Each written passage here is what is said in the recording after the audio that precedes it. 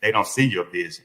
A lot of people never imagine what I have now. You know what I'm saying? I stayed in that suburban. We in a A+ school district, planned neighborhood, got two-story house, got nice cars now, whatever. But I seen that vision. I seen all that when I was sleeping on the park bench.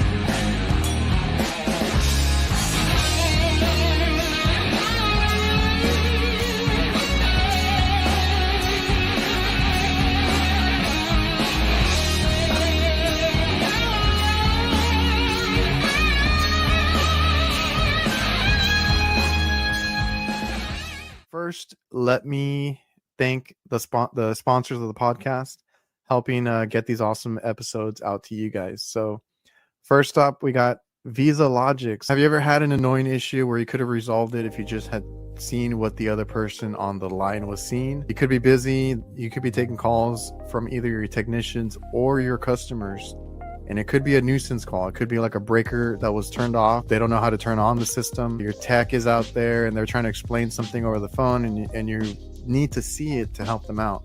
Well, with VIZALOGIX Tether It Now, you can do that. It's like a FaceTime, like a video call, and you're able to, it's more of a virtual type of deal because you're able to draw on the screen, point out different things, take a photo, and have all these records and that you can use for like training later, and you can kind of go back and see these issues that you helped resolve over the phone. You can use live video, augmented reality tools to guide, your simple fixes, see the situation maybe before you go out there. Maybe you need to go pick up parts, or you kind of need to see something before you can actually tell them if you can go fix it or whatever it may be. So you reduce wasted trips, increase customer satisfaction. There's no apps, no downloads, just a text message, and then they can get a link to connect. So the future of remote support has arrived. Learn more at VIZALOGIX.com/HVAC. And with Jobber, that is a CRM that we use. So that is night and day. We used to do paper invoices and I hated it. I hated doing the billing. I blocked off a day to do it, and it just took up a lot of time. So once we switched over to Jobber, I don't really spend time in the office too much doing paperwork. A lot of this stuff is already digital in their system. I can schedule jobs, which is maintenance. It reminds me and it reminds the customer, all that is done in the software, automated. And then you can have really nice quoting, invoicing, and then send this out through email, through PDFs, customer portal, whatever you want to do to have the customer view it and then pay you online. And you can take payments with Jobber. It's a lot quicker than the old mail out a check, mail out the invoice, collect invoices in person, all that stuff. So check it out. Visit getjobber.com/reliablehvacr. You get a 2-week free trial. You get a really nice discount. Go check that out. I appreciate the sponsors of the podcast. Hola, what's up, everybody? Welcome back to the Reliable HVACR podcast. I appreciate everybody tuning in. If you're on YouTube, please make sure you're subscribed, like, comment, all that good stuff. If you're over on the audio podcast on any platform, please leave a review. Help the show get out to more people. And like I said, I appreciate you guys. So this is essentially the last show of the year. It's what I'm calling the season finale of season 1. So 2023 is basically over. We're here, and we had a really good run for season 1. And then when we start back up in January, that'll be season 2. So on this episode, we have Walter Washington. His YouTube channel is WWHVAC. I'm sure a lot of you guys have seen him. He posts a lot of good stuff. He streams a lot of his repairs and when he's on the rooftops and stuff, and shows a lot. He helps a lot. I know he likes to help people with anything he can, right? Whether it's the content creation side, the repairs that he does, or building a business, because he's all about that. He dove into a lot of books. He did his research, and he did really well for himself. So in this episode, he's going to talk about I mean, he doesn't like to call them struggles. They're just things that were put in front of him, things that he had to overcome, a lot of difficult things that anybody else would have probably upped and quit. But if you can see his story and see where he is now, I think it's very inspirational for a lot of people. I think it's a cool story. He's a good dude, a lot of good energy, but very chill. I like his vibe. So without further ado, here is Walter Washington, WWHVAC. Yo, Walter, how are you, man? Man, I'm great, fantastic. I'm blessed. How you doing, brother? I'm doing good. You know, HVAC, or we stay busy, right? We're always working, we're always doing something. Man, 365, it ain't no turn it off. That's why I say, hey, name of my show, HVAC People. That's why I say we unique, some unique individuals, 365 all the time. No turning off. Hey, man, can you give us a shout out to HVAC People real quick? All right, HVAC People. Yes, sir. Man, I remember that because I used to watch your channel like years ago, and that always like stuck in my head, man. I was like, oh, that's really cool. Man, I don't know really how I got that, man. It just one, like I say, because kind of like how I just explained it then, we kind of unique, really no turning off. And I just wanted to give a shout out to everybody, just doing HVAC, man. I just said that one day, and like I say, it's kind of stuck with me too. I just say HVAC People. Yep. How's work up in Houston? I know you're up in Houston, Texas. Yep. I'm down here in South Texas. The weather might be similar, but are you doing like AC work or heat calls? What do you got? Man, both. We're doing a lot of maintenance right now. But in the morning, they running the heat, and then in the evening time, they turn it on the AC. I think right before I told you this, it's kind of warm up in my house right now. So I got the AC going on. So yeah, man, we kind of doing a little bit of both maintenance, heat calls, and no cooling calls. So you run your own business, right? You run your own thing. Is it just you, or do you have guys that work for you, or what's the size of your company there? Yeah, so right now I just hired an apprentice, and he's my brother actually. At first, cool. At first it was pretty much just me. Every now and then I hire a helper, kind of like fresh out of school, or and then as far as my installs and stuff like that, I have a subcontracting crew that does pretty much all my new installs. And I've talked to other guys that love, talking about the big businesses and expanding and all that. But usually, like for us too, we're small. It's me and my brother doing the HVAC stuff, and then my dad and his brother doing like the kitchen equipment, right? Okay. So we mostly do like restaurants, hospitals, anything that has a kitchen, and we do a little bit of everything. So so y'all almost kind of, because I've been staying away from kitchens and stuff like that. So y'all kind of opposite of me as far as that. But I do residential and like commercial. Okay, that was going to be my next question. You mostly do like residential. I've seen a lot of residential on your channel. Yeah, and I had seen that you do some RTUs and stuff here and there. Right. So I pretty much do for myself. So really now I've been marketing towards more commercial. When I got into the trade, that's why I started out in commercial. That's all I knew was commercial HVAC. But as far as starting my own business, once I got my contractor license, it was more easier for me to get the commercial clients and really to gain the capital that I needed. Because it was faster money. A lot of commercial to do net 15s and net 30s. I needed the money right now because I didn't want to start my company in too much debt. So I signed up with a bunch of warranty companies like that. But right now I'm kind of restructuring and kind of rethinking how I want to run my business. Do I want to keep it small or do I actually want to grow? Because I actually think I want to grow now, man, because a lot of business owners that start off as actually technicians, I think we have the mind state of let's just replace my income. And that's kind of how I started off. I'm working with a large company making good money. And I just said, I'd be okay, if I could just replace, or at least get kind of like the same income that I'm making for the company. And there's really the wrong mind state to have. When I start off, okay, let's say if a company paying me $30 or $40 an hour, I'm like, okay, if I double that and pay myself $80 to $100 an hour, working for myself, I'd be doing good. That's pretty much replacing my income. But man, now that I've been in business, and I know how expensive it is to run a business, you know, as far as insurance and stuff like that.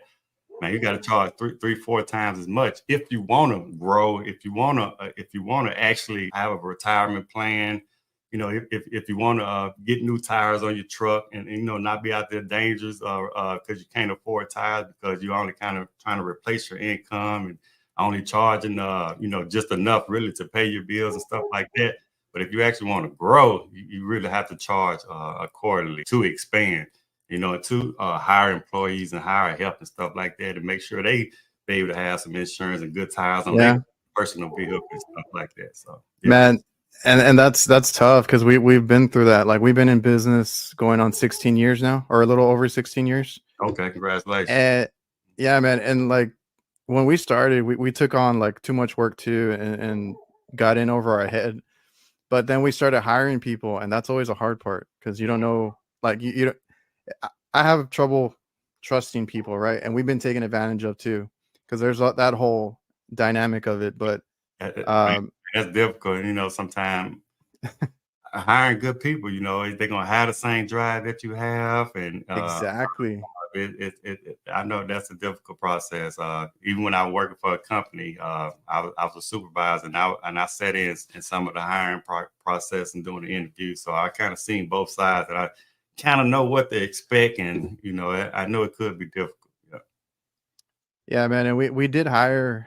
Like I said, they some of them took advantage. You know, they're trying to do their own side jobs with our parts or our refrigerant or have the van and use it as a personal vehicle. You know, there's all these little things that you got to think of when you start hiring. Yeah, and a lot of people ask me that too because I want to lead by example. So even with my even with my company, when I really start hiring, I don't want you to be doing side jobs. But even when I was working for a company, I was doing side jobs. But I never yeah, there's a way to do it. But I never took any of their customers. Cause like I told you, that's how I started out in residential. I wasn't doing commercial. And I work for Waste Service. That's a large company here. And I work for Hunting Train. Train, one of the largest, you know, that's Train. They got several different light commercial. It's a big company, but I never was in competition with them. And like I say, they know pretty much I had my contractor license, stuff like that, but I would never compete with them. And actually, I had my own vehicle. I had my own tools. Okay. And that was the hard part too. Look, because I was just jumping my truck and everything pretty much documented too, because I had my YouTube channel at the time. But I would actually take my, you know, that's hard sometimes, man. You taking your tools out their van and put it in yours and running calls when I get out for work. So if I got out for work, you know, at my main job at 3 or 4 o'clock in the evening, I would still run calls for myself about 3 or 4 hours and doing like home warranty work and stuff like that. But to say this though, like I say, I wasn't using any of their tools or the company vehicle to run my business. I would try to keep the integrity as far as if I'm gonna do this, I'm gonna do it the right way, you know. Yeah, exactly. And like I said, there's a way to do it because like I don't care if our guys, because we don't do residential. I don't want to have to deal with that. We strictly you know, do commercial. We can be picky at this point. But if somebody asks me for residential work, I'll offer it to one of the guys, right? Or whoever wants to take it. I'm like, go do it. Right. And like I say, not only that, because I know we'll have people looking and listening to this.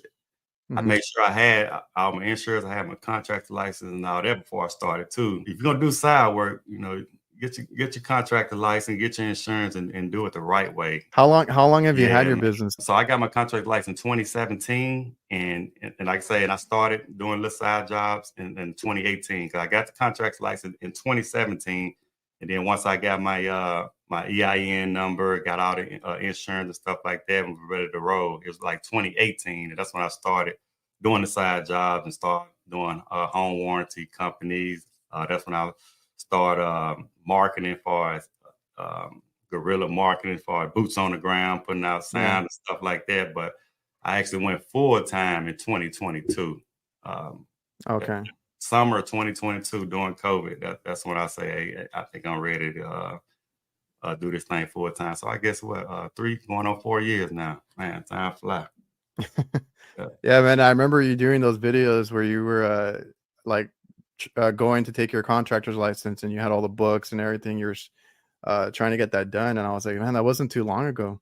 Yeah. I thought I feel like you've been in business for yourself for longer, but Oh man, like I said, time bro, flies. yeah, that and man, I try to watch try to read up on a bunch of business and stuff like that, and that's why I got all my website, my shirts, everything kind of look like I've been in business for a long time.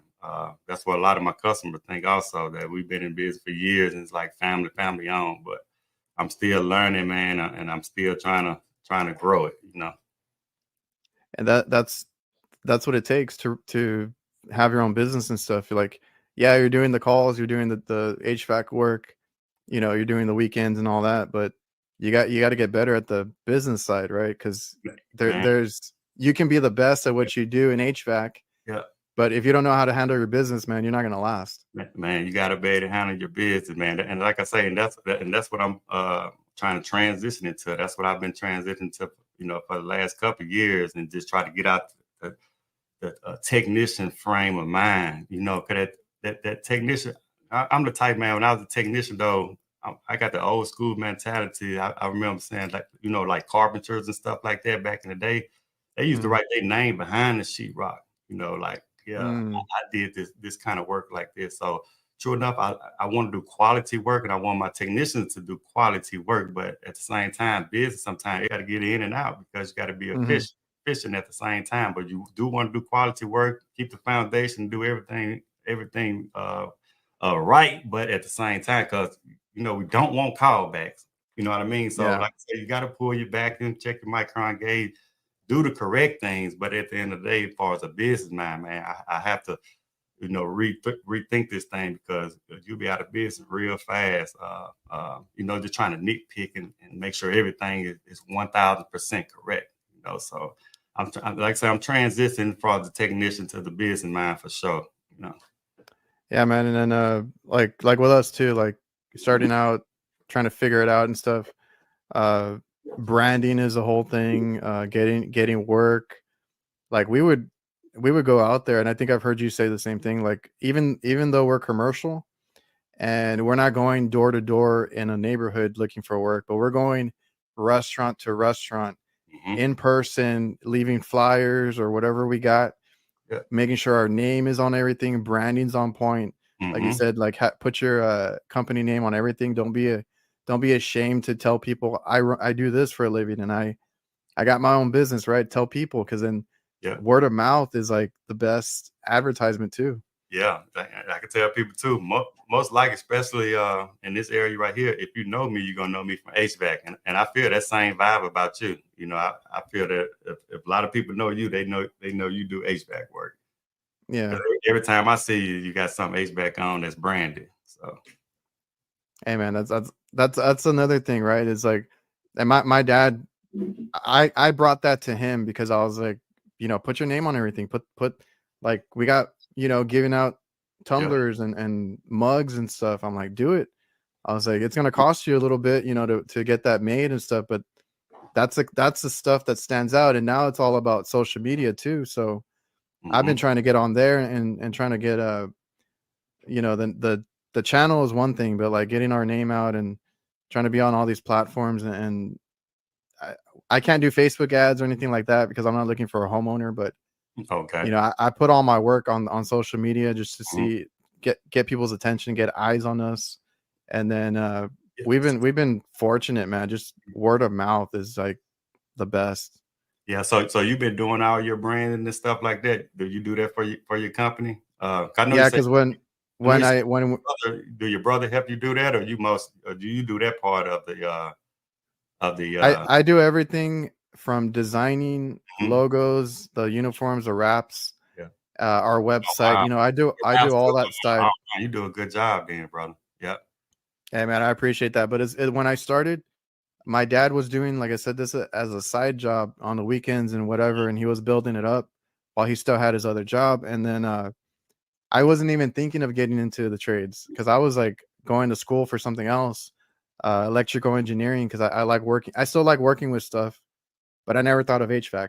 And I was going to college, and he started his business. I'm like, hey, you need some business cards, right? I went on the computer and kind of designed something, printed them out for him, and then I just kept going from there. Then we did flyers and we did brochures, and then he needed uniforms and the wrap and all that. So I've always been on that side just because I'm good at computers and Photoshop and that kind of stuff. So got that going for him, and then later on, I was like, well, you know what, maybe let me try this HVAC thing out, and then I got into it.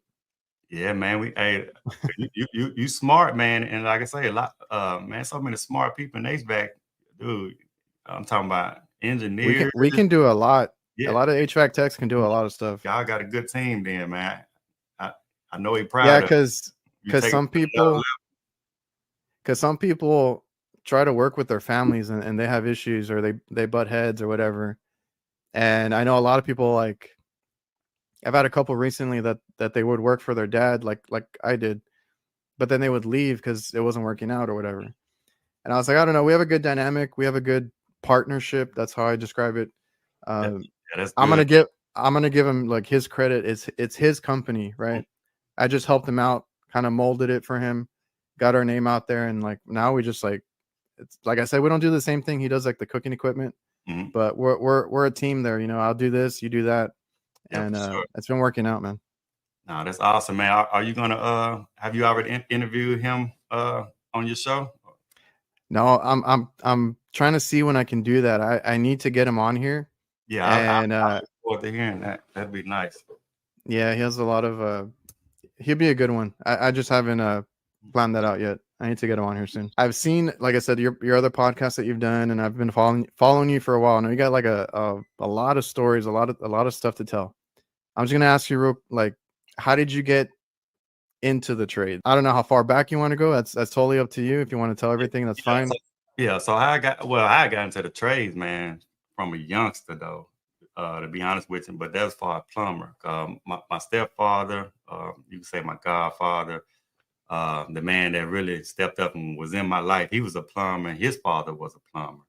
Okay. So I was born in '82. So man, probably around like maybe 91, 92. Uh, I'll say about the 1990, 89, 90, man. I was going out on jobs for them. But I couldn't be no Oh, more than damn. 8, 9 years old.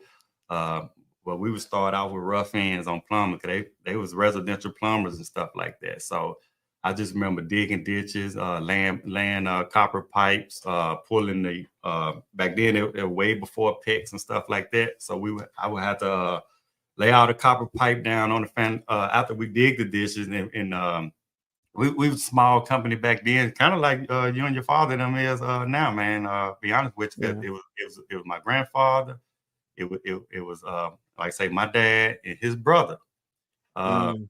it was just them three, and I would just help out on weekends and stuff like that. But I remember we didn't have any tools to actually dig the ditches. You can go to Home Depot or Yeah. some companies probably actually have the trench digger now. We would use shovels, dig all our trenches. But I remember, just laying the copper pipes and pulling the red and the blue part, the hot and the cold water stuff like Mm-hmm. that. So I was introduced to the trade at a young age. So even in my teens and stuff like that, after my grandfather passed away, that was my daddy. He went full time with the company with his contractor license, his plumber contractor license. And I know I was young. I didn't really want to do the trades and stuff like that. So he would still pull me. I was in the streets. He would pull me out. Hey man, you gonna come to work with me? After a long night of drinking and smoking or whatever I had going on, he would say, hey man, you finna get up early in the morning to go with me or whatever. But how I got introduced to HVAC, so it was years later, like I say, and after whatever Hurricane Katrina was. Okay. I don't know if you can look at that, maybe about 2005, 2008, somewhere in there. Somewhere, I think Yeah. maybe That's 2000. what I was thinking. I don't remember the exact year, but yeah, it's around that time. Yeah, so Hurricane Katrina came, and I'm from Mississippi, and I was in Okay. Vicksburg, Mississippi during Hurricane Katrina, and it just salvaged the Gulf Coast. I know y'all seen the videos and heard of the story, but the Gulf Coast was Yeah. just a wreck. So I seen an ad in the paper, and that they was hiring or whatever. Anyway, I went down there to do what they was doing, debris removal. I didn't have a truck, anything, no dump truck, anything like that. So I was standing on the corner actually and write the tickets to the truckers for their loads. Somebody had to do that. They were paying us like $12 an hour, man. But we working 12-hour days, 7 days a week, you know, and I was just writing tickets. So that ran out, of course, no more work. So, but they had this thing called Project Rebuild. And Project Rebuild was like a government funded type deal where they was, because we were the trades was short. It was short of electricians and it was short of you know, plumbers and HVAC. Man, there's some told me I didn't even know what HVAC was at the time. Like I said, I was a plumber. I heard a plumber because the main thing I think we hear, well, I only heard was plumbers and electricians, maybe like pipe fitters, but I never really knew what. Yeah, that's what I was saying. I didn't even know what HVAC was, and I got into it. I had no idea what HVAC was, and I think I had I got a video because I don't want to really go out. I want to stick to the story, but I got a video where I replaced my grandma's air conditioner a couple years ago, and I'm staying with her with a furnace right across the hall from in the bedroom, you know, with the condenser outside and the evaporator coil hooked up. I never know what was in that closet. All I knew was the thermostat, you know, and she used to put tape on the thermostat so we couldn't crank it down no more than 78 degrees. Yeah. Never knew about HVAC, but I seen HVAC. So I used that Project Rebuild, and I went to Mississippi Gulf Coast Community College. And we had a professor named Chris. Man, I really kind of this me, man, I can do it. I was one of the first ones in class. I always had that mentality, and this was way back in, like I say, 2008, 2009. I was one of the first ones in class. I was paying attention. I was there early. We were doing the workshop, but it was this little fast-paced 8 weeks course. Like I say, Project Rebuild, trying to get you in and out. That was quick. Yeah, to get your foot in the door. Even with the Project Rebuild course, I didn't have my EPA at the time, so I was still studying to get my EPA license, and I didn't have a GED at the time. So I don't want to use the excuse. Like I said, I don't really want to go in a tangent also, but that's fine. You got to think about it like this, because I'm saying now that was my mind state then when nobody gave me an opportunity. Now I start reading books and personal development books and stuff like that. Man, I really would overdose on stuff like that, really to get in a whole nother mental state. You know, I really worked on myself real hard, man, day in and day out. Like I said, man, if I'm gonna make this move, you know, I got to be a better individual. So that's why I'm big on personal development, because I just feel if we handle what's in, it's going to kind of show without another somebody going to, you know, give you opportunity. So I got all that together, man. Like I said, I loaded my truck up and moved to Houston. It still took me a year before somebody gave me an opportunity. Waste Service gave me the opportunity in 2012, and like I said, I never looked back. So after you moved to Houston, you had to kind of wait it out. Yeah, man, I still waited out. I don't really want to name a lot of companies, but I would fill applications out with a bunch of companies, and but I wouldn't give up. And if anybody know my story, I was staying in my truck the whole time. I really didn't have any money in it like that. I said I would not fill out an application for something that I do not want to do. I don't work so many jobs, bro. I don't work, man, from grocery stores to warehouse, packaging egg cartons, labor finders, digging, like I say, digging ditches, busting concrete. I always been a hard worker. I worked on the back of garbage truck. You name it, I done did it all. From restaurants, washing dishes, cooking food. So was all that in Mississippi? All that was in Mississippi, yeah. So like I say, so when I got the text, I say, man, because the reason I say this because I could have easily went to McDonald's or something and got a job or went back to a grocery store or something like that. And somebody would have hired me, but I didn't want to get in that comfort zone. So I only would fill out applications for HVAC company. That was it. And I say, you were set on that. I was set on that, man. I said, I'll go back to Mississippi if I got to do something that I don't want to do. I'd rather just be around family. And when I say I was in my truck, all my family loved me. I could always, state with somebody, and they're gonna be looking at you, man. You need to get up and help out on some of these bills, because anybody take you in for a little while, be like, hey, A little bit, yeah. you can stay here for a couple of weeks, couple months until you get on your feet or whatever. Then they'll be looking around because they don't see your vision. People, a lot of people never imagine what I have now. You know what I'm saying? I stayed in that suburban. We in a A+ school district, planned neighborhood, got two-story house, got nice cars now, whatever. But I seen that vision. I seen all that when I was sleeping on the park bench. You know what I'm saying? On the Gulf Coast, running 3 miles a day, and I know people was just looking at me running up and down that beach. But like I say, I was listening to Earl Nightingale, personal development stuff, Jim Rohn with my headphones in, running up and down that beach, because I knew I was going. You know what I'm saying? And even when I got to Texas, even at that mind state, then I was planting good seeds, but I never imagined it was gonna still take me another whole year, almost a year and a half, for me to land a job. But it was almost a perfect man. I say God working mysterious ways. It was the perfect situation for me to be where I am now. From Mississippi Gulf Coast Community College, the night that we were supposed to walk and graduate when they give you your diploma. Yeah. That's the night that I got in my truck and came to Texas. I still had a footage. I'm driving to Texas with everything in my truck. But that was the night I was supposed to walk. And the reason I didn't walk, because I was saying, man, I want more than this, And even when I got to Texas, I enrolled in Houston Community College and started. They had an engineering program. I started going to school for engineering. I was like that, I want to do it big, So when you moved over to Texas, you were still learning and educating yourself. Oh yeah. In the meantime, even though you didn't have a job or anything. Oh no, man, bro! I was at that school, man. I was at the Win Job Center after school, just filling out applications, and even at and when I say Win Job Center, for somebody that don't know what that is, that's like a employment agency around here in Houston, where you go and they try to help you find a job. But they would have programs and stuff like that to try to help you, be better at interviewing and stuff like that. But I stayed at bookstores. I had a gym membership at Planet for Fitness. Planet for Fitness at the time, when I joined the membership, they was kind of new, but they was kind of nationwide. And if you I joined them Planet for Fitness in Mississippi. And but I can use my same membership to go anywhere nationwide. And I found one local where I was, man. I was just kind of moving around like that from the Win Job Center to ACCs, because ACC have multiple campuses and stuff like that. And I would just ride around, fill out application interviews, stuff like that, man, until I got the opportunity. Yeah. Man, and you said you were living out of that suburban, right? You did that was that over a year? Yep.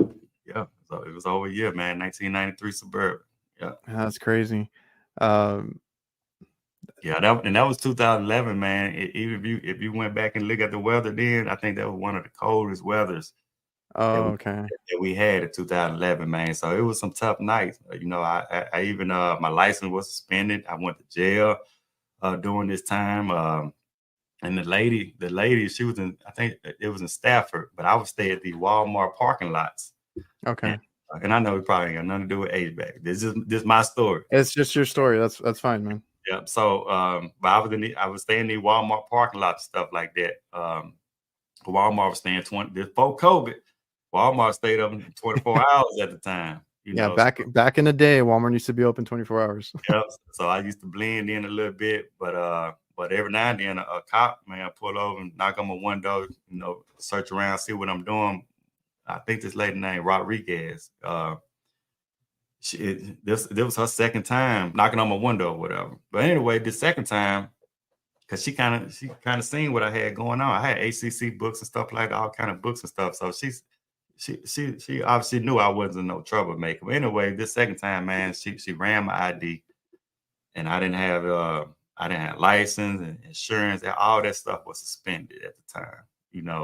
So I ended up even in jail for 2 weeks because I couldn't even afford to get out. And Texas have it to where I think I owed them like $1,400.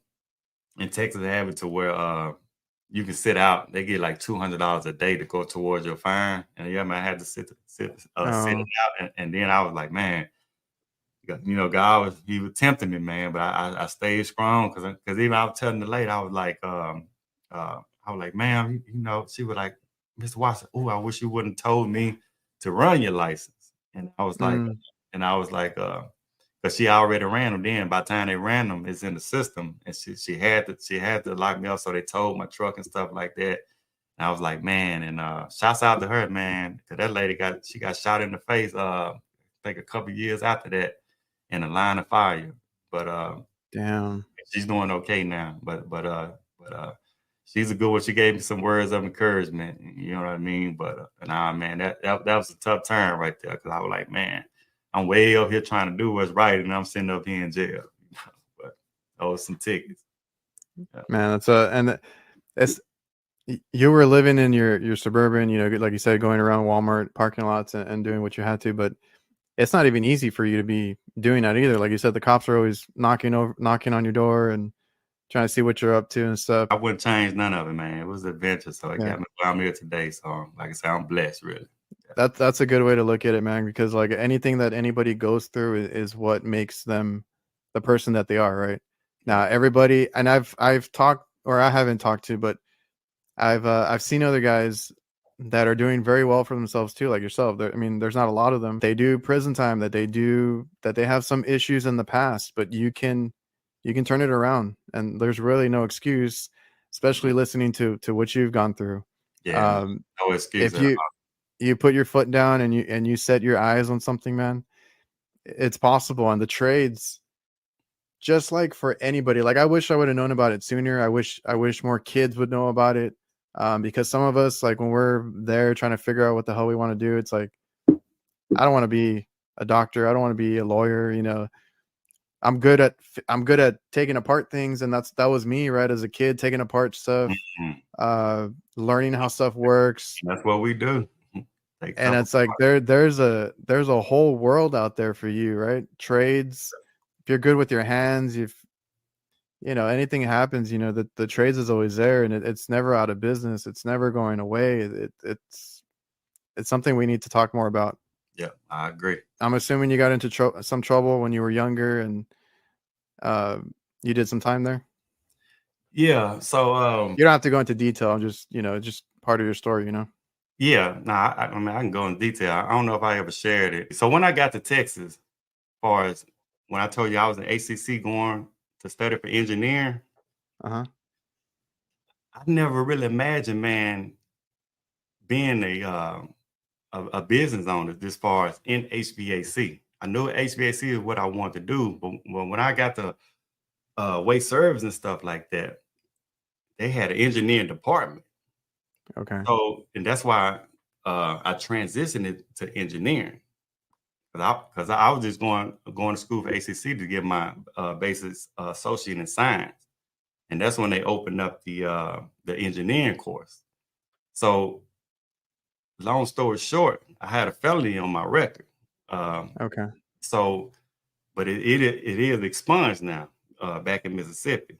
And the reason I had that felony, like I said, man, I never was no bad guy, anything like that. And it doesn't seem like it. Yeah, no. So I was dating my high school girlfriend at the time. That was my high school sweetheart. But her parents didn't like me, like I say, because I was kind of, what I'm saying, around Busty's kid or whatever, doing what a lot of teenagers do in little small communities. But I was never doing, I know, murder or anything like that. You know what I'm saying? But just a bad kid, really not paying attention in school and stuff like that. So her parents and stuff didn't really like me at all. To each his own, though. You know what I'm saying? Because even when we that young, like I say, I was 16 at the time. She was 15. Okay. So with that being said, I mean, a 15-year-old, even for far as a male, we're really supposed to be concentrating on school and anything. So true, they want what's best for their daughter. But anyway, she was in love with me. I was in love with her, high school sweetheart love or whatever. You know what I'm saying? So at the end of the day, she would give me her ATM card, but it was her family ATM card. And it was actually ATM card. this was back in the 90s now. So Mm-hmm. this before credit card stuff. And before I knew anything Oh, about okay. credit cards. So it would just start off where, hey, you take the car, you go get pizza or whatever. You know what I'm saying? And Sure. then you get to the point, hey, where you keep the card and use it however you want to use it. For what we need. I would use the card to buy weed. I would use the card to buy shoes. I would buy clothes. Yeah. And like I say, it was a debit card going to a savings account, with her name, but it was like a family card for them. So, but this went on for like a whole year. You know what I'm saying? Everything was cool because I would just use it, but it started to add up. So I would sneak over there at night. And man, one night I snuck over there in her window. I'm tapping on the one, hey, you know what I'm saying? Let me, she let me in. Man, and I don't know how, bro. We both fell asleep, and all I hear was her dad tapping on the door. No, she tapping on me. Her dad tapping on the door. Say, hey, it's my dad or whatever. So man, dude, I had a Kruger at the time. I think it was like a 1990 Kruger. But Okay. dude, man, I opened up the bathroom window, man. I ain't had none of my boxes on at the time. I just jump out the window, you know what I'm saying, scrape my stomach up a little bit, and I run to my Kruger. I ain't got no keys or nothing. But I parked on the hill, on the side of a hill or whatever. The Kruger had some buttons that I had a code that I can pop my trunk. I always kept a spare key in my trunk.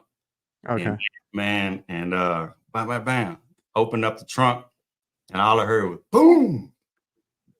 The guy shooting the rifle and everything. He probably shooting it in the air or whatever. I don't know, man. All I know is I'm gone. So Damn. man, look, so I'm out of there, man, and like now I'm staying at my grandma's house, man, and like 2 weeks later, I'm at my grandma's house, man, probably about four something in the morning, and man, here come the police knocking on the door, boom, boom, boom, boom. My grandma come waking me up. Hey, Jeff, the officers out here want to speak with you. And man, that's when my whole life changed. Seemed like it. So anyway, we go down to the police station because I don't know what's going on. I don't know what they got me down here for. So And this is when you're like 16, 17, you said, right? yeah. So you're So just a kid. yeah, so I like I said, I don't know what's going on. Why they got me down here? So I go in and it was about 4 in the morning when they knock on the door. So now I'm sitting in like a holding tank for like 5 hours. And I found a deputy come and talk to me. And that's the first thing he said. Like he brought up my girlfriend name. And I'm like, what's this about? And he said, so tell me about this card right here, you've been using or whatever. I'm like, oh man, so this what this about. Man, they interrogated me so long in their room because I think, man, totally it's probably less than $1,000 I used, man. But they interrogated me so long that was my first time. I ain't never been into no trouble or anything like that. You know what I'm saying? Never been in the jail. But man, they like I say, and I did use the card. I'm guilty of that, man. But they made me pay what they almost coerced me. And that's how I look at it. You know what I'm saying? I even told the parole board this because it's later down the road after I got convicted or whatever, you know what I'm saying? Later down the road, because I pleaded guilty, you know what I'm saying? But I was coerced, man, from every dime they used on the card from like January all the way to a whole year. Everything, every transaction. Oh, they're trying to get you for everything. Oh, every transaction. I'm talking about what her father was making. I'm talking about he paying his bills with every transaction. Damn. Because what happened was though, and I kept on telling, he was like, he gave me that sheet of paper like 3 or 4 times. No, you use more than that. Cause I was telling what I used about probably this much. I'm trying to think. Yeah, I remember. Okay. I remember got some Reeboks and stuff like that. And like I say, I even purchased weed and stuff like that. Cause it was ATM card, I can get cash out. I would get it no more than about $100 and here and there. And But man, that dude kept shoving that paper back in front of me, and like I say, they offered me drinks and stuff like that. Until I just man, yeah, man. Cause he was like, "Oh, you go and sign this paper, and you can go home." You know what I'm saying? And I Yeah, didn't. because they're just trying to get you for whatever they Oh, can. dude, I was like, man, yeah, man, I'm just ready to go home. But me not knowing then, I didn't know anything about the system. When he said I can go home, I'm thinking that okay, as soon as I do this, I'm finna walk out the door. Yeah, like you're good. Oh no, no, no, no. After that, man, that's when they had to book me. They had to book me. I had to go bond out or whatever. Man, I think I still had to stay in there probably another 3 or 4 days for my family to come and get me. And then my family, they didn't know really nothing about the system either. We didn't have no money for no good lawyers or anything like that. And and yeah, man, I ended up getting so I ended up had to pay restitution. That was my plea deal. So I ended up since I signed the paper, the lawyer, she was a court-appointed lawyer, and she really didn't help me out. I did the restitution time in a place called Greenville, Mississippi. Man, that's the most racist town that you ever want to be in, and that's what we call like the Delta, Mississippi. You know what I'm saying? You got the rest of Mississippi, South Mississippi. You got Delta, Mississippi, where they still kind of like got modern day slavery. If you get in one of these restitution farms where you got to go out there and work, you know what I'm saying, plow the fields, do catfish farms, do chicken farms, and stuff like that, where you actually got to go work out your time. I don't know if you've seen the movie Life, you know what I'm saying, but it's kind of like that. But you actually out there going and working, and then you come, then you go back to the prison or whatever and stay in the bunk. You stay in the bunk. You get up the next morning, and how that situated is let's say if I had to pay $10,000 back, right? Yeah. Restitution is, man, you have to go and you still have to pay a bunk fee. You still have to. Oh, they charge you for everything? Oh, they charge they charge you for the ride to go to work. Oh shit. You know what I'm saying? So at the end of the day, if you made and then you get paid minimum wage, if that, you know what I'm saying? So back then in the 90s, minimum wage probably went up, I think it was $5.25 an hour. So if I do a whole day's work, probably about $40 going towards your restitution. The rest of it going your bunk fee, and then they give you like $20 a week for you can go do whatever you want to do with your $20. And it's up to you if you want to take that $20. Basically, that $20 go till you're fine, but you don't want snacks and stuff like that. You know, you're trying to live, get a decent haircut or something like that. But man, so anyway, I did all that little time, man. And like I say, and I was in sports, man. I'm seeing all my friends. You know, I was on the basketball team, all that stuff. Yeah, this was in your like later years in high school, then. Yeah. I was still all the important years. Oh yeah, for sure. So man, so mentally, man, it just did something to me, and that's why I was saying how I do personal development, because I just went. It just changed my whole trajectory of life. I had plans to go to college and stuff like that, you know, straight out of high school, but that little incident right there, man, kind of changed my whole trajectory of life. So now. And how were you like when you were doing that time? Like, were you just like bummed out? Were you working on yourself in there too, and trying to look forward?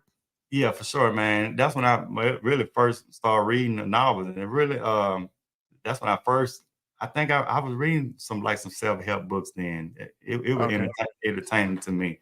But I would play chess and stuff like that. That's why I learned chess, you know what I'm saying? And I was gang affiliated too at the time. When because in Mississippi, man, when I say gangs and stuff like that, man, it's just your homeboys, your neighborhood, you know what I'm saying? And then you get the reputation to where if you claim that on the street, you have to claim it when you locked up behind bars too. So it was one of them things like that. But I was we kind of had that growing up too. I kind of understand what you're talking about. Yeah. So but even with the restitution though, I got out. But man, it's hard, especially in a little small town. It's hard to because I still got to do 3 years on probation. So how old were you when you got out? I can say it was just a year. It was like a year restitution. So I was probably about 18 to 19 when I got out. I think I was probably about 19 when I got out. So I think I probably did maybe. Man, I was doing probation, so now I have a felony on my background. How am I gonna get a good job? So that's when I say I was doing all type of job, restaurant stuff like this. Because now, man, I have to pay probation fees. You know what I'm saying? And it's still I can only get minimum wage jobs at the time. Yeah, So just trying to get what you can get. yeah, so I had to pay like $70 a month probation, man. So that was kind of discouraging, you know what I'm saying? Because these people will lock you up if you're not paying your stuff. So anyway, I flunked the drug test on marijuana. That's on really hard drugs, the marijuana. Yeah. Flunked the drug test on marijuana. You know, still young, man, still want to go out to the club, still want to hang with my friends and stuff like that, you know. Knowing I can't do the same things that they doing, you know what I'm saying? Because I already got this jacket on my back, which is called a felony. So now, since I messed up probation, I got to bag up this 5 years in the penitentiary.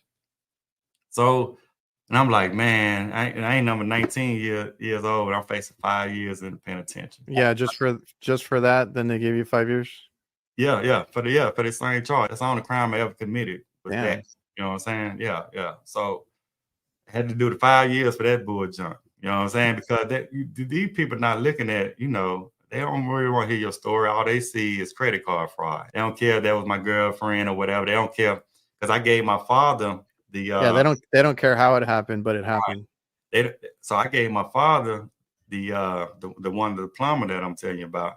They say my stepdad, but I gave him the paper with her handwriting on it, where she actually gave me the number. Because I still had it in my wallet, because I wrote down the number. So it wasn't me stealing the number or going behind, you know what I'm saying? But I ain't gonna say manipulated. We around the same age. I can't say provoked or anything like that. But no, I misused it or whatever. I own up to that. But anyway, I ended up doing 3 years in the penitentiary because I came up for parole, and I told them really, you know, the story that I'm telling you, man.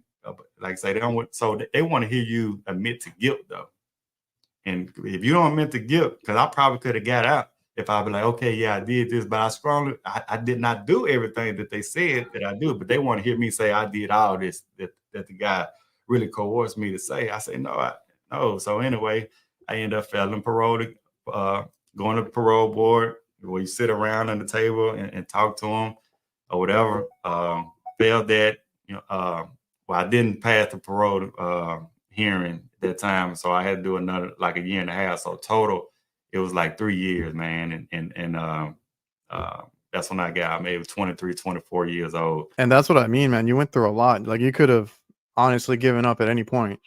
And so after all that time that you had to do, did you try to make it work in Mississippi? I remember I know you said you moved to Texas, but was that right after that, or did you give it a few years? Oh yeah, for sure. Like I say, I will.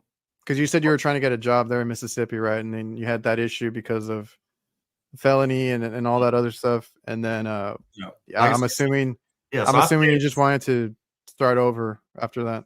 Yeah, no, I say Mississippi. Like I say, I stayed in my hometown for like another year, and I can tell, man, it's a small town. When I was writing the tickets to the truckers, I ended up staying on the Gulf Coast, man, for like another 4 years.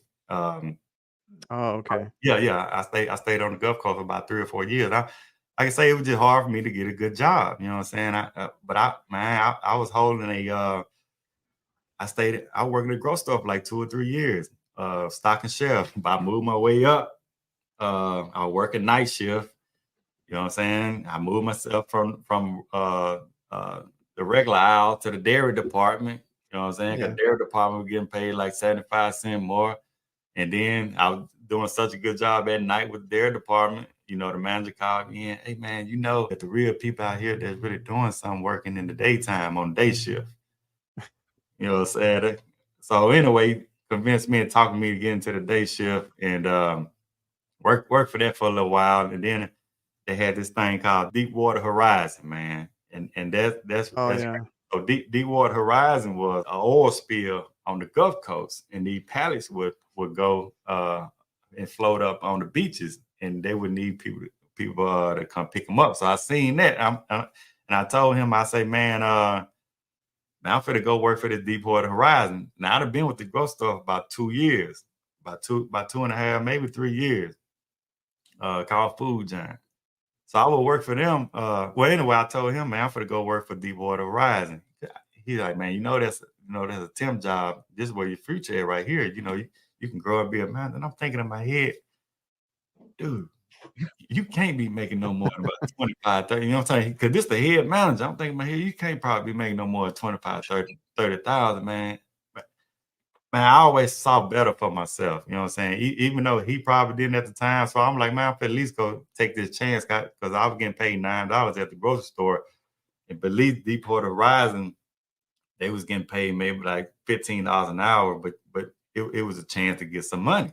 You know what I'm saying? Because you're gonna work Get some money and do $15. something Yeah, a little different and get your foot in the door. yeah, $15 an hour for about 7 days a week. They want you down there, and that kind of reminiscence of how the Katrina job was. Because I know I got on my feet real quick because it was quick money. So I know, I know I can get a lot more money, you know what I'm saying? And then when it ends, okay, like you say, I can find something else to do. But anyway, so when that fell, at least they laid everybody off though. And now what was good for me, it was a blessing for me because I can get unemployment. And so that's how I survived in Texas because I was drawing unemployment. You know what I'm saying? Oh, that was what covered you for that year, or like helped you out, because I know it's not much. Oh yeah, man. We were probably like $100. I think about $200 or $300 a month, no more. You know what I'm saying? But it was enough, for me to put gas and man, I would eat eat out the dollar menu, man. You know what I'm saying? I say a double cheeseburger, fries, and a sweet tea. That was my thing, man. I survived out that.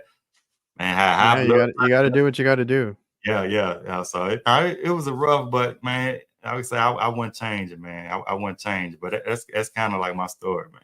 Yeah. Yeah, man. Like I said, it kind of helps you be who you are, right? Like, I don't know if at that point, like you said, when you were in there reading books and stuff, is that where you kind of like, I don't know how to phrase this, but like turned it around, like you or focused more on that? Yeah, man. And when I was reading books, man, it would, and that's why I enjoy reading because it would take me out of there. You know what I'm saying? Because when you're in that type of environment, man, it's a lot of stuff going on, from fights to killings to a whole lot of stuff going on around you. Yeah, I can imagine, man. But man, that was my escape. And I would read novels and stuff like that, and I would actually put myself, in those stories, in those shoes and stuff like that. But the books, man, definitely helped as far as mental development. I See You at the Top by Ziglar. And that's what he talk about, stinking thinking. Because you gotta imagine everything that I seen. That's why I say I overdose on self-development and books and stuff like that. Because in one of those books in the penitentiary, I remember the quote was, "An idle mind become a dumping ground for junk." You know what I'm saying? And that always stuck with me, man. So I would really just if I experience all that, you know what I'm saying? From the cursing, bad language, a lot of stuff that I've seen in life that young people should not see, you know what I'm saying? All that garbage, you can't just change that overnight. You know what I'm saying? No. So that's why I say I have to work 10 times as harder, you know what I'm saying, to replace that. I always say too, you know what I'm saying, if you have a negative thought, you got to replace it with something positive. So I got to just put more of this positive stuff in my mind, positive stuff to kind of overload all that bull junk that I had to go through. I didn't really have nobody just telling me, what I could be or how you can do it. So I really would find my heroes and stuff like that off those self-development books.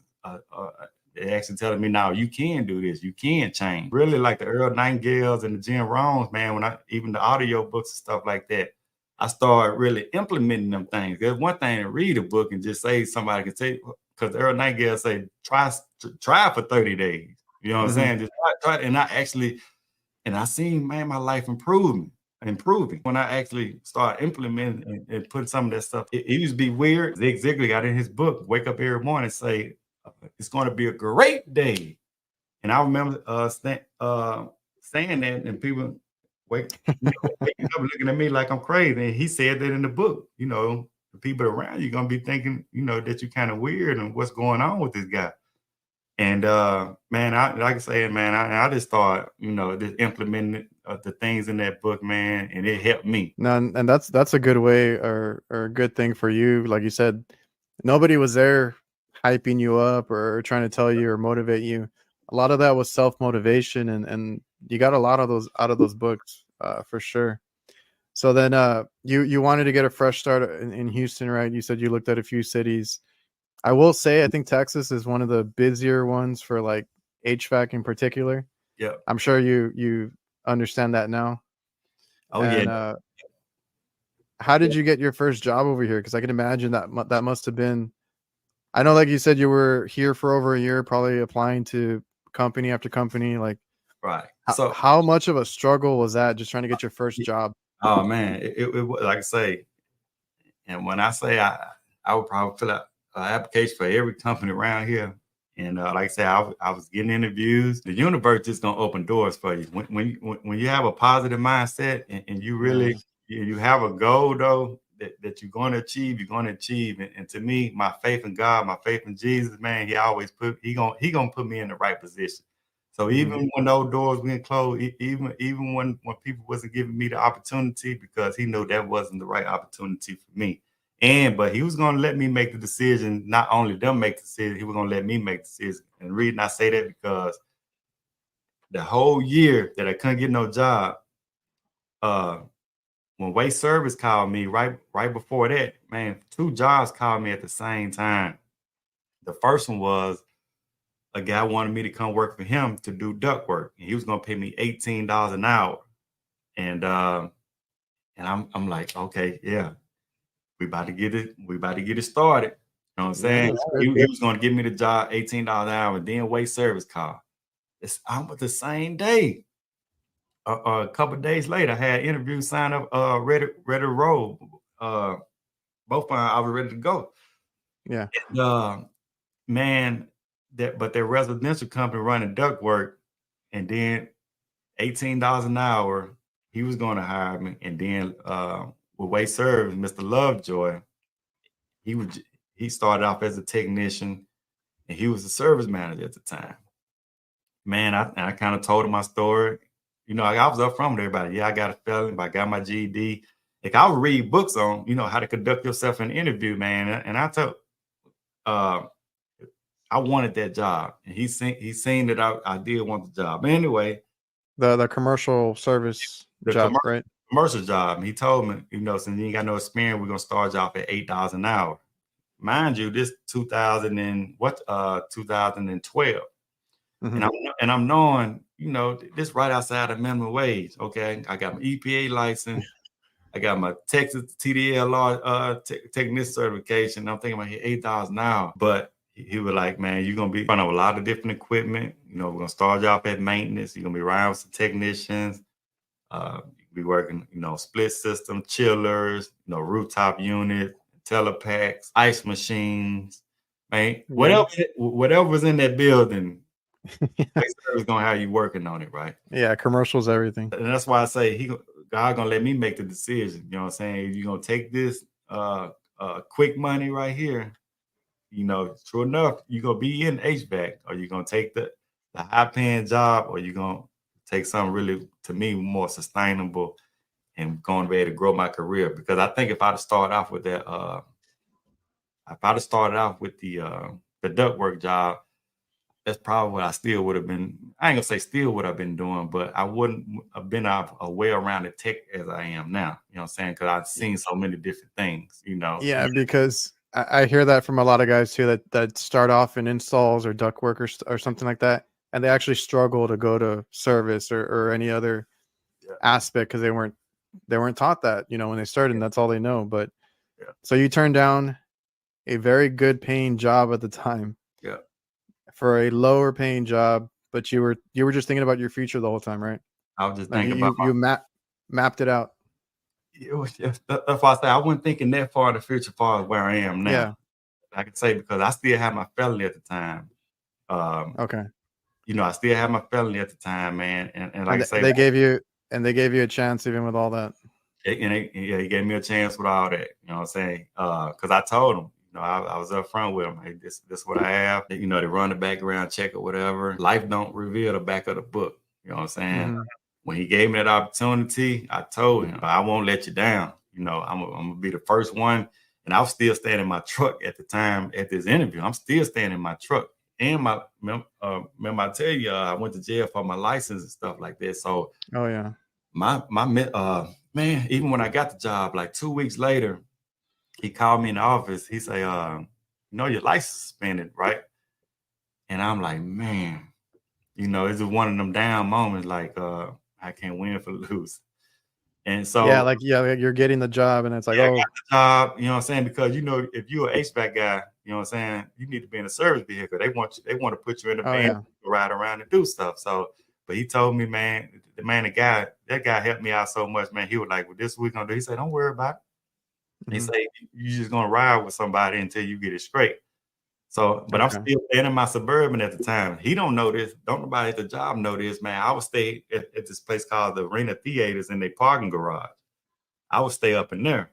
And when I say first one, last one to leave, I ain't got nowhere to go anyway, really. You know what I'm saying? Back to my Suburban. So I would be there about I would get my modern refrigeration handbook. Okay. You know what I'm saying? Cause Lovejoy, man, his work ethic was some serious. He would be there like 4:30 in the morning. You know what I'm saying? So that was cool with me. Damn. He would be there like 4:30 to 5 in the morning, all the way to 7 at night. Man, so it's almost perfect for me, man. And he seen that drive in me. You know what I'm saying? He didn't really know I was homeless at the time, but man, I would drive up there like 5 in the morning, and I would open that book, and all the other technicians, they would get there like 7 and 8 o'clock, between 7 and 8. So I'm getting to, know the staff and stuff like that, man. And true enough, still ain't know a lot about HVAC, but hey, if I see somebody trash can and stuff like that, one of the CRMs, I see a dispatcher, something like that, need they trash, man, I'm in, I'm being a friendly person, yeah. And that's how you got to, that's how I had to, move around, you know what I'm saying? Get to know people, smile. I got to know all the engineers. I got to know all the green team up in there, you know what I'm saying? So everybody liked me there too. I forgot where I was going with this, but like I say, I used to be the first. But that's a good point. I always tell people, like, network, whether it's in your own company, network with other trades. Mm-hmm. You go to the supply house, parts house, like everywhere. Just you never know. And then, like, for me, we deal with restaurants, so like talk to the cook, talk to the host, waitress, waiters, because you never know if somebody will recommend you or they're gonna move up, or anything like that. So don't just work on the equipment and leave. Get to know people and stuff like that. But like you gotta be a people person.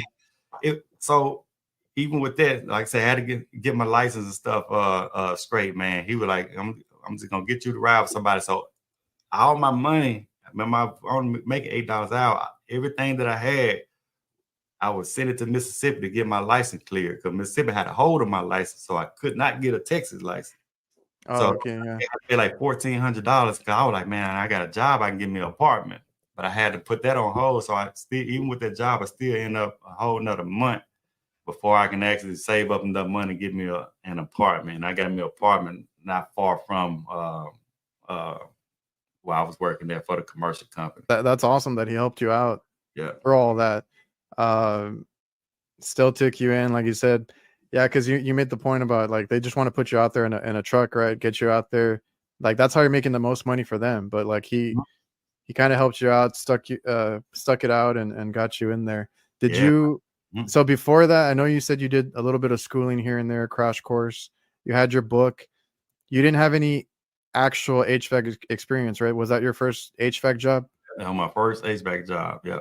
And how long did you stay with them, or did you stay with them the entire time? Oh yeah. Oh no. I stayed with them for 5 or 6 years, and then that's when I went to Hunting for like a year and a half. Summer 2019, I worked for Hunting a year, but that's when I went out on my own after that. I started full time 2020. So I stayed with them about a year and a half, but I stayed for Wade for like 6, 7 years, and Wade, like say, ended up, starting filter, didn't know nothing. Like I was telling you, ended up being a supervisor for them. They helped me get my contractor license.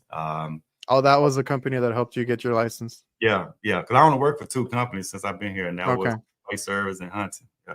And how was it learning on the job? Like how did it take you a while? I know you already had previous Yeah. like plumbing work and all that other HVAC courses you had. So I was like a sponge, man. Like especially even with them 2 weeks when I'm around with somebody, people they didn't mind either, man, because I'm sure some people, they want their space or whatever, but I didn't want to be a liability to them. I didn't want to be a burden to them. So anything they need, I wanted to help them out the best way I can. If this man carrying a tool bag for you, let me rope all the stuff up. I want to make your day easy as I can. I'm gonna try to find out how you like to teach. People is different. I don't want to nag you. I don't want to get on your nerves or anything like that. I'm gonna try to find the best way, man. But everybody for waste service, bro. I'm talking about all the technicians, man. From day one, all of them, man, was so willing to help me out, though. And all of them, I'm talking about when I say wasn't holding anything back. Okay. So I would take all that from them because I know, you can be in some situation where people don't want to help you out, man. But I was not in that case. But I know the reason for that because they wasn't doing everybody like that. But the reason they was doing that for me, man, because like I say, the self-development that I did, you know what I'm saying? Okay. The way I worked on myself, I was likable. You know what I'm saying? You have to be likable because don't nobody really have to give you that knowledge. So I tried to be likable. That's a big point. Like I know I mentioned it for work, but like just being a people person, like you said, with your coworkers, people that are essentially going to train you or have the knowledge that you can get from like your peers and stuff. Like you got to be likable. You got to be a people person all around. Like it's going to benefit you, and just in life in general. I mean, Yeah. I've always looked at life like that. Try to be on, I guess, like everybody's good terms, good side. Treat people the way you want to be treated, all that good stuff. So I'm assuming you asked a lot of questions, you did all this. Did you get to do hands-on stuff right away, or did they kind of make you wait? They would put me in this class called Larry Guru. He retired now. A lot of people in Houston know Larry Guru, but I would still take night class and stuff like that too now. Don't get me wrong. So even when I was working 10 and 12 hours, and that's what I love about weight too, man. They had so many accounts. You know what I'm saying? I could work as long as I wanted to. So I would get a lot of overtime. So even if I was getting $8 an hour, it would turn to $12 an hour. Okay. Nice. And when I say probably my first 3 years, I probably didn't have a minimum of 60 hours work week. So I would work at least 20 overtime hours for 3 years. That's how dedicated I was. When I say HVAC people, trust me, man, I was 365 HVAC. That's why I'm saying early in the conversation, I have to take the technician mind out and try to put my business hat on now and not forget about everything. But I would take night classes, Larry Guru classes, any kind of training, or that modern refrigeration handbook. If I was working on something that day, or if a technician was working on, swapping out a motor, we in commercial, we do 463 phase and stuff like that. So if he had a motor, that modern refrigeration got everything in there. Oh yeah. And you know what I mean? So if I was working on that, that motor or something, I would go and read about that motor, you know what I'm saying? And be ready for next time. And that's the best way to do it, because you're going to be doing that well into your career. I still do it too. I read manuals after work. Mm-hmm. I look up stuff I don't know. Yeah. You got to do all that extra work after work. I would read all the manuals. Like I say, man, because I had to, we worked on everything, and I would not turn down any work. And a lot of guys that were, technicians in the company, it was certain things they didn't want to do. And I always told myself too, I would never be too big to do maintenance. I know a lot of times we don't like to do maintenance, but I seen what, a lot of the older guys, they didn't want to do maintenance. It's a ladder, and you have to take these steps. I have a light bulb up there. I can't reach. I don't know how I can reach that light bulb if I get a ladder and unscrew it. I can't jump up there. You know what I'm saying? If I jump up there, I'm not going to be able to unscrew it. You know what I mean? I can't unscrew it and, put it back up there at the same time. To me, that's the same thing like HVAC. You have to go through those steps. And hopefully then that light bulb end up clicking maybe about a year and a half, 2 years in the trade. But yeah, I wasn't on the ground running like that. You know what I'm saying? I would mess up stuff, man. Yeah, it was some scary moments at the time. you know, chasing down capacitors and stuff like that, and actually bump the capacitor with my hand and get shocked, or Yeah. you know what I mean? I'm working on ladder. You know, commercial, man, we be in dangerous situations sometimes. Wasn't good at schematics at the time. And so now I got to trace my wires instead of reading the schematic and go right to the end where it's at. So now I'm trying to trace all my wires and stuff like that. And accidentally clamped the wire, and luckily it wasn't my hand. And they put a big old hole in the wire cut. And I'm Oh, talking I've about, done that before too, man. ooh, and I'm getting down hard beeping like this, but little stuff like that. No, I gotta learn schematic. I need to be able to turn this power off, or you know, and trace this circuit down. And there's no shortcuts or anything like that. Like you said, you work your way up, and that's what I try to tell people, because I get a lot of people that ask me like, "Hey, I'm trying to get into it," or like they're looking for their first job, or they got their first job, and they already want like the high paying stuff, and I'm like, doesn't work like that. Like, this trade gives you so much, and it will take care of you, right? You'll put food on your table, and as you're seeing it too, like, you're gonna get all these luxury things later, but you got to work your way up. And I always tell people that, like, just get into it, get your foot in the door, see if you like it. The money will come. You have to go the extra mile, and I always say, man, it's another Jim Rohn quote. You have to work on yourself just as much as you work on your job. So you're gonna give your employer like 8 hours a day. You need to probably work on yourself 8 hours a day, at least half of that. You know what I'm saying? And when I say work on yourself, whatever that is, if that's learning more about your job, Yeah. if that personal development, whatever, but you have to work on yourself, you know, twice as Yeah, hard. there's no other way, and all that extra work that you got to do. So that company helped you get your contractor's license. You said you were there for like 5-6 years or whatever it was. Mm-hmm. So that's your first HVAC job, how or when did you decide that you wanted to get your license? Was that just kind of like Right. getting it for yourself, or did you have a plan for that? And when I was saying life don't reveal back of the book, but if you just take care of today and do the right things today, you know what I'm saying? You don't know what door is gonna open up for you. So man, like I say, because it's a lot of people that get a felony early on. They're like, "Oh man, I got a felony now, forget it," and they really stay. Yeah. They stay in the streets, and they just start picking up more crime, or just fall through that tunnel. I thought that was gonna be on my background for the rest of my life. You know what I'm saying? But one day, you know, working for Wade for like 3 years. Now I'm actually earning money. Like I say, I work a bunch of overtime. Now I'm actually be able to save some money. Wade had this thing called Legal Shield that we can sign up for and to take out our check. They take it out of our check. And it's probably like $10 a day because we get a discount. So Okay. well, $10 a week. We got paid weekly. So Yeah. they actually Legal Shield. And our buyers, and I'm still with them to this day. I pay them like $500 some for my business. That's how I get my lawyers and anything like that if I ever run any kind of problems. But that's how I got introduced with Legal Shield, because sometimes way bring people in, you know, like 401k plans. I would get 401k. I call a lawyer, man, and they contacted one in Mississippi for me because that's what my felony was. And the lady was like, yeah, I'm looking through it now. It's not responsible. She was like, and I'm like, man, discouraged or whatever. But I'm like, okay, you know, I'm all right. You know, I got me a good job or whatever. You know what I'm saying? You know, I'm going to school. I ain't really tripping. But bro, before I hung up that phone, she was like, hold up, Mr. Washington. Give me a minute, man. The phone stayed silent for like 3-4 minutes. She was like, it looked like they just passed, because I got a nonviolent crime. So she was like, Yeah. Mississippi just passed a law to where you know, the felon that I had, it was expungable, man. So I got everything sealed. There's nothing on my background anymore. So I can say that kind of opened more doors for me. I can do really whatever I want to do. I can get my contractor license if I want to. I can fill out an application anywhere I want to fill out an application at. But once I got that expunged, man, I was like, okay, now I'm finna go study for my contractor license test. Talked to Way about it. They actually paid for my classes to take the courses to study for my contractor license. That's kind of how that worked, man. Awesome. Mm-hmm.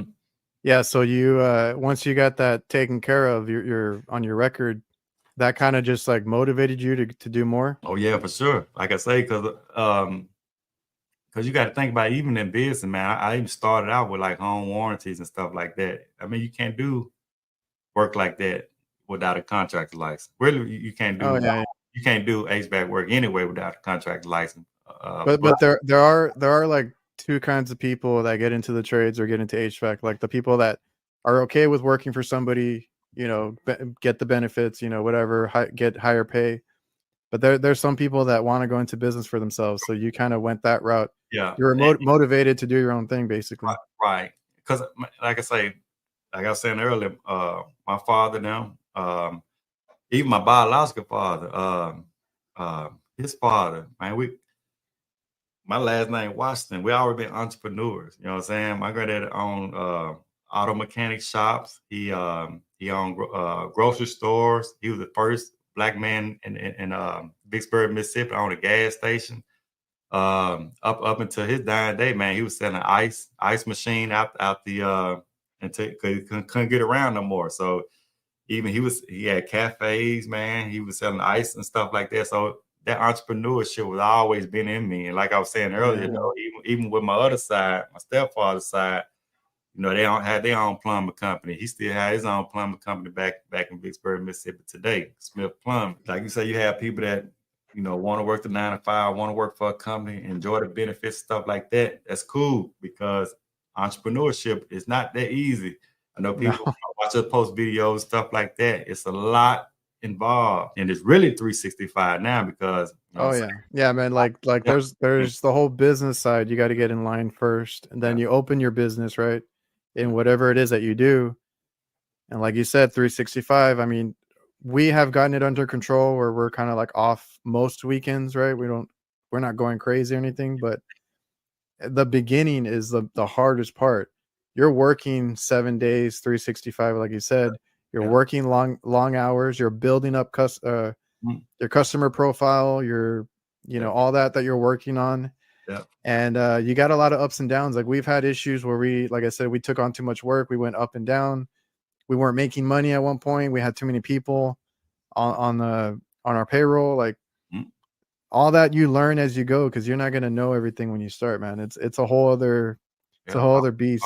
Yeah, a whole nother ball game. Like I say, if you working with a company, man, hey, if something go wrong, you're gonna get off and you just go to sleep at night. Oh yeah.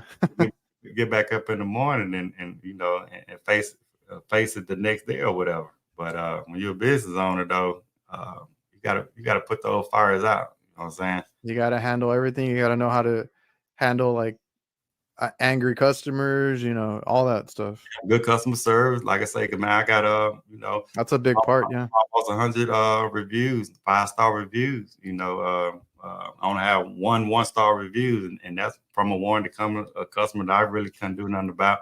He didn't want to pay something that he agreed to, but little stuff like that, you still have to be professional and respond to that review because people are going to see your response. So you can't, get angry, through text, stuff like this. So it's a whole lot, that we definitely got to deal with. I enjoy it though. At the end of the day, I just enjoy like building and really want to see it grow. Also, as far as I think I made a video the other day, man. You got to trust the process, and right now, I'm the process because it's going to be we have goals and stuff like that, but I enjoyed the process of it. So even when I was learning the technical side of it, you know what I'm saying? I enjoyed it. I honestly enjoyed it, man. I enjoyed changing those filters out. I was always enthused about changing the filters, washing them coils out, taking my time, washing the coil. I wanted to do it right. I want to do a good job, and man, and I can tell people, especially when you first get into the trade though, that light bulb gonna click, you know what I'm saying? But why that light bulb out, just enjoy, the dark until you get man. That's what I tell people too. I always tell people like it took, and I've used that term before too, like it clicks at one point. And it just took longer for me. I'm not gonna lie about it. Like the first couple of years, I didn't like. I liked it because we're fixing things, taking apart things, but I wasn't super into it. And then it took me a couple of years or a few years, and then I started really enjoying what I did and dealing, like you said, with the whole customer service because I didn't like that part when I started.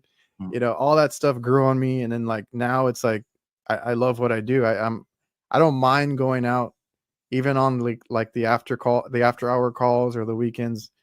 every now and then, yeah, you got like some plans that you might have to hold off on, or you can't make it to some stuff like that. That sucks. Like there's no way around it. But Yeah. for the most part, if I ain't got nothing to do, man, I don't mind working. Man, if you treat the customer right and you do a good job, I say I don't do a lot of callbacks. You know what I'm saying? Now, all of us gonna have callbacks sometime, but I know if I do it the correct way, that make me sleep at night also. You know what I'm saying? Because when I do take shortcuts, I'm like, man, I hope this don't happen. Because I know I didn't. You start thinking of everything that Yeah, you forgot or could have gone wrong.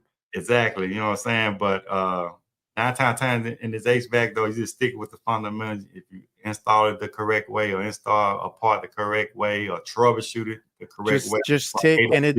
Yeah, and it like some of the stuff that we were talking about, like it only takes a few more minutes or whatever it is, like right, double check things and stuff like that, because I'll tell you, like you don't want callbacks. It's like one of the worst things you can get. You get that drip in the ceiling, you know, especially I do a lot of residential, man. Oh yeah. You don't want to see the drips in the ceiling. So little stuff like that, you want to just make sure you got that kind of stuff right, because stuff like that can hurt you, man.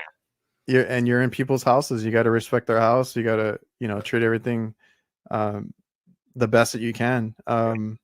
So then they helped you get your license over there at that company. How long or at what point did you want to start your own business? Was it shortly after? Did you get everything in motion right after that? Yeah, pretty much. I mean, I already knew when I got my contract license, when I was gonna start my business. You were set, yeah. Yeah.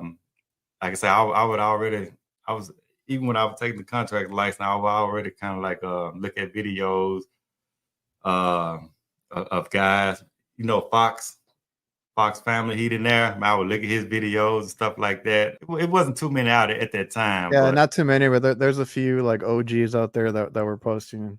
Yeah. Like I was on there too a lot, like looking up stuff. Yeah. But I knew in the back of my mind, once I was getting that contractor license, yeah, man, I was eventually going to go out on my own though. That was the goal, and I'm pretty sure Wade knew that too. But like I say, I mean, they helped me get it. But a lot of time though, a lot of companies, when they help you get it, they need somebody in the organization to have their contract license, because a lot of the owners don't have their contract license. I've heard that. Like I'm not used to that, because like like I have mine for my company. I know some friends that started their own company and they got their own license and stuff.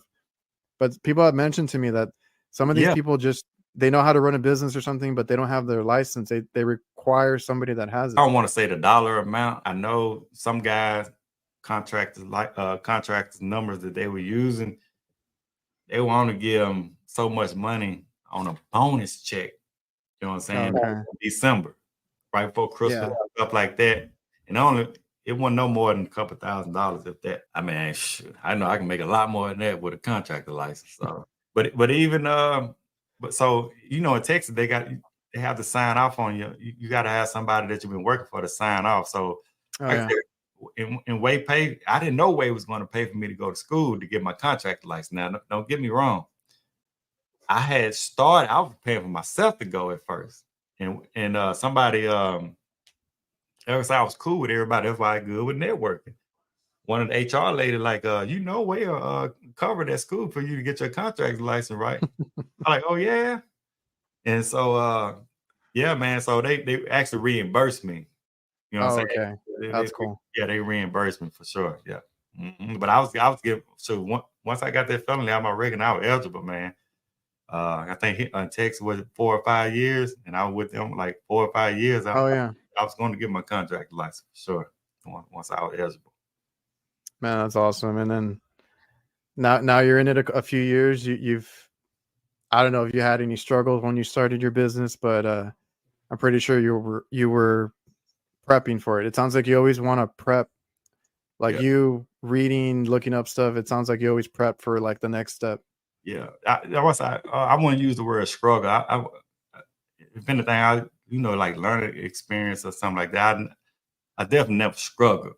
You know what I mean? I definitely don't want to say you never struggled with the business, right? You like went out there and just got it. I'm still learning. You know what I'm saying? I'm still not where I want to be. You know what I mean? Well, man, you're only a few years in. I thought you were on your own for a lot longer, to be honest. Like you're doing a lot, but like everybody's like everybody's story is different. Everybody's path is different. Some people struggle. Some people have ups and downs. Some people are just, you know, they put all they can into it, and they get a lot out of it. Because like I say we had ups and downs, but it was you know, me and my dad trying to figure things out, and like I said, the money would dipped at one point, but it wasn't super hard. Like you get into the trades, you learn a skill, you're set for life, man. Like, Yeah. and if you want to open up your own business, like I said, it's all about how hard you work. Because I'm sure you went door to door talking to people, trying to get those customers, and we did the same thing just with restaurants and hospitals. And dude, I would start off with I started off with magnet on my truck. I started off in my Dodge Ram. Oh yeah, so did we. Little Chevy truck that we had. Yeah. So when I got my contractor license too, I had a Challenger, clean, man, leather seats, had the rims on it. I just got married. Me and my wife, I got a house, and I was like, man, I can't make no money in this Challenger. It looked good, but so I traded that and got that Dodge Ram, and it was black. You know, a real service vehicle, mostly white vehicles and stuff like that. But it was black, man. I was looking at the magnet the other day, but the magnet was exactly like this right here. So I had the magnet right here. These my first business card right here, man. Have my personal cell phone number on there. I ain't have a business phone at the time. Got my personal cell phone on here. I got 24/7. Hey, look, I'm working for a company, but I'm just branding, man. But I started off with a little magnet from Vista Print. Got these cars from Vista Print. Put that magnet on there. I always preach, man. Don't go in a lot of debt, though. I ain't going. Oh yeah. I tell people the same thing. Yeah, I ain't going a lot of debt. You know, as I grow, you have to have debt. You know what I'm saying, to really start a business. Well, I'm not gonna say start. Probably a little bit to start, but in the future, once you get there, but starting off, man, just go with the cheapest route. You don't really need, you don't really need rap starting off and stuff like that. But I started off, man, bandit signs. I would put bandit signs up because I would watch a lot of lawn care guys. That would put me on because those are entrepreneurs, man. Like the Keith Kelfis. I used to watch his channel, man, how he was getting out there grinding. He did lawn care, but I would get bandit signs. And I would learn the bandit sign. When I say bandit sign, that's yard signs. Yeah, the yard sign. Yeah. Without a bandit sign, because a lot of places you don't supposed to put them. So I would like learn little tricks like that. Like, okay, the city workers, okay, from Monday, they out Monday through Friday. They work on the weekend. So hey, I would put a bunch of them in my truck and round about 4:00 in the evening on a Friday. I'll go set them around town because I already know they're going to snatch them up Monday morning, but I'll put them in the good spots. Sometimes they'll leave them. And I'll pay like $100 for 100 of them, man. I get a card, I get a call or whatever, and that one call take care of that whole purchase on that bandit sign. But I would always invest, man. That's what my wife tell me. You always put money in that company. I always said I would always invest in my company, though. Every little money that I make, man, I started off with cotton shirts, I make a little money, you know what I'm saying, and get my shirts, but I upgraded to a different kind of cars. I got door hangers and stuff like that. Man, I bought me and my wife some roller skates. You know what I'm saying? I was like, shoot, baby, we'll roll around and roller skates and hand out some of these business cars, around the neighborhoods or whatever. So we just try to make fun of it and stuff like that, man. And like I said, I do got a very, very supportive wife too. So that's very important too, man. But yeah, that's what I tell people all the time too. I'm like, don't go out. We don't even buy new vans all the time either. Like, get a used van, that's in good condition, or like you were talking about your truck. We started in an old Chevy, and we slapped a magnet on the side. You don't want to stay there. You're obviously that, like you said, you want to keep investing and growing, and then get all your equipment that you need to start, and then get better equipment, as you go. And it's a whole process. But sometimes people want the quick money, and I'm like, you got to start somewhere. Dude, so even with my work van, so I started off in the truck. So I didn't go into debt to get my work van. I found my first actually work van on Craigslist. Yeah, we did that too. Yeah, I found it on Craigslist. It was in San Antonio. I wanted $5,000 for it. And I'm in Houston. I say, man, I'm gonna call him. I'm just gonna throw a number out there. If he say 30, I say 3,500. And he said, yeah, come get it. Cause he been in, and I talked to him, you know what I'm saying? He been in the trade. He done earned him a lot of money that for him to go out there and get something new. He was like, man, you know, it treated me good or whatever. This thing had over 300 some thousand miles on it, you know. But long story short though, man, I said if he do 3,500, I'm finna just go get it. You know what I'm saying? I'll take a chance on it. It might be a lemon, I don't know, but if he can give me at least 2 or 3 years, but but I end up, you know what I'm saying? You'll learn from your mistakes too. You got to be careful with that, because if you do get, I want to say this, the business mind part of it. If you do go get some, what I'm gonna say cheap, and I don't like to use the word cheap, or if you go get some newer for maintenance and stuff like that.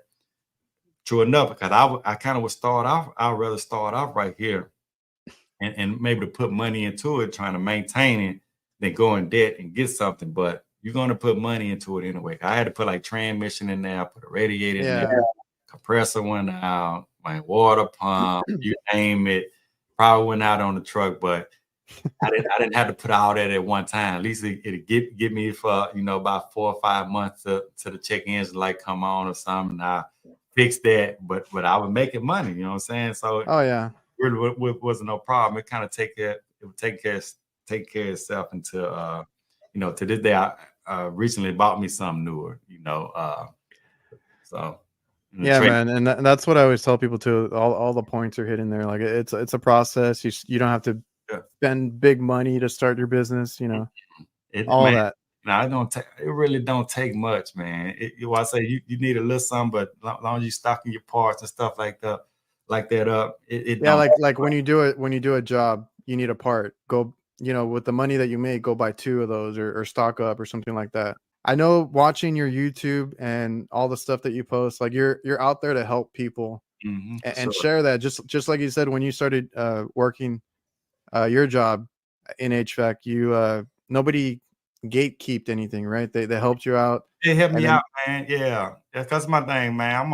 I'm pretty much an open book, man. I always say too, man, I'm not here to compete. I'm here to create. You know what I mean? Because remember, I was saying, even in the classrooms, though, unfortunately.